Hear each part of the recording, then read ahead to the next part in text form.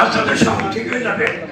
দেখেন আওয়ামী লীগরা কি করছে, কথায় কথায় জিয়াউর রহমানের স্বাধীনতার ঘোষক তাকে বলে রাজাকার, তেমন একটা চায় শেখ মুজিবুর রাজাকার। আপনারা বলতে পারছেন, বলতে পারলেন নাই। শেখ মুজিবুর হলো এই দেশের প্রথম স্বৈরাচার। এক দল করছিল, আপনারা ভুলে গেছেন। গণতন্ত্রকে হত্যা করছে, 40,000 লোক মারছে, লাল ঘোড়া নীল ঘোড়া দাবড়াইছে। আমরা সেই সময় মুজিবুর রক্ত চাই। 1973-74 আমরা যে স্লোগান দিছি, সেই রক্ষী বাহিনীর আমার দুটি এখনো আছে।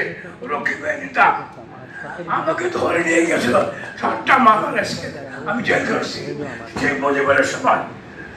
এখন নয়, এই 2000-এর এই গোষ্ঠী নিপাত করা ভুল করছে।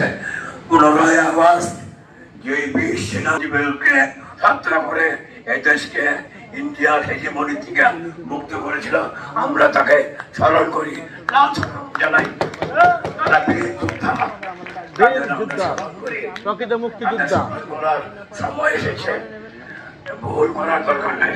তাদের শেখ হাসিনা ফাঁসি দিছিল, একটা কথা বলে পরে দলবাদ জামাত ইসলাম বন্ধ, মুখ বন্ধ।